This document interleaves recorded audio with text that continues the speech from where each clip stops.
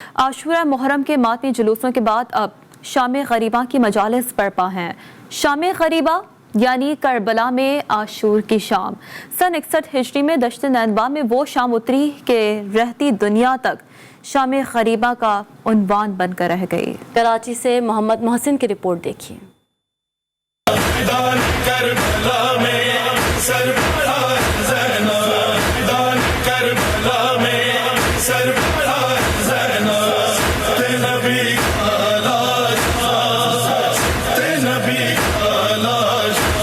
دشت نینوا میں فاطمہ کے لال کا اپنے 72 رفقا کے ساتھ سربریدہ لاشا پڑا ہے۔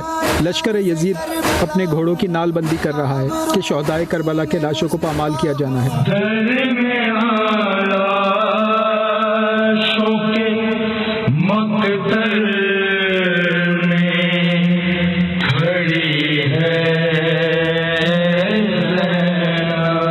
لاشیں پامال ہوئے، شہیدوں کے سر نیزوں پر بلند کیے گئے۔ یزیدی سپاہی سالار عمر سعد نے خانوادہ رسالت کے خیمے لوٹنے اور جلانے کا حکم دیا۔ یزیدی لشکر نے حملہ کر کے اسباب لوٹ لیا، خیموں کو آگ لگا دی۔ عاشور کا شرمندہ سورج یہ منظر دیکھنے کی تاب نہ لا سکا اور غروب ہو گیا، اور کربلا میں شام غریبہ طلوع ہو گئی۔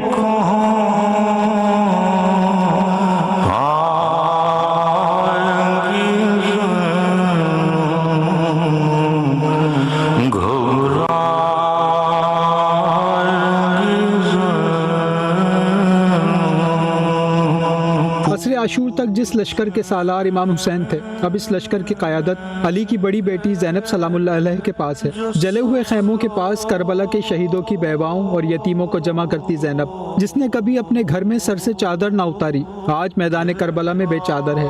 عباس علمدار کی بہن پہرے پر ہے، کبھی ام رباب کو دلاسا دیتی ہے تو کبھی ام فروا کو، کبھی ام لیلا کو سنبھالتی ہے تو کبھی بیوہ مسلم کو۔ زینب نے کہا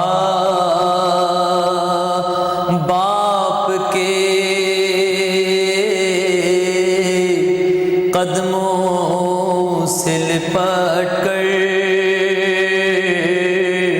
اب آئے ہو بابا۔ زینب پہرے پہ ہے کہ اچانک گھوڑے کی ٹاپوں کی چاپ سنائی دی۔ علی کی علی بیٹی نے ٹوٹا ہوا نیزہ اٹھایا اور للکار کر سوار سے کہا کہ وہ جہاں ہے وہیں رک جائے، لیکن سوار بڑھتا رہا۔ علی کی بیٹی نے کہا کہ ہمارا سارا اسباب لٹ چکا ہے، اگر کچھ سامان بچا ہے تو صبح آ کر لے جانا۔ اس وقت بچے رو اور تھک کر سو چکے ہیں، لیکن سوار نہ رکا۔ علی کی بیٹی کو جلال آ گیا، سوار کے گھوڑے کی لگام کو تھام کر کہا تجھے سنائی نہیں دیتا؟ علی کی بیٹی کیا کہہ رہی ہے؟ سوار نے کہا کہ زینب پہچانا نہیں، میں تیرا بابا علی ہوں۔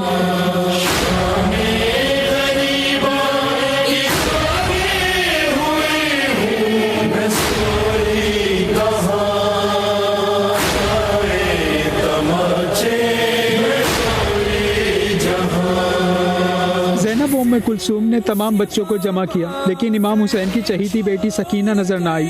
حضرت زینب نے جناب ام کلثوم سے کہا کہ وہ سکینہ کو ایک طرف ڈھونڈیں اور وہ دوسری طرف ڈھونڈتی ہیں۔ حضرت زینب میدان کربلا میں لاشوں کے درمیان حضرت سکینہ کو ڈھونڈ رہی تھی کہ ایک لاش بریدہ سے آواز آئی، زینب آہستہ، سکینہ ابھی سوئی ہے۔ جناب زینب نے حضرت سکینہ کو اٹھایا اور ان سے پوچھا کہ انہوں نے کیسے پہچانا کہ یہ ان کے بابا حسین کا لاشا ہے۔ جناب سکینہ نے کہا کہ میرے دامن میں آگ لگی ہوئی تھی اور میں بابا بابا کی صدا لگاتی ہوئی پھر رہی تھی کہ اس لاشے کی کٹی ہوئی گردن سے آواز آئی، میری بچی سکینہ آ جا، میرے پاس آ جا۔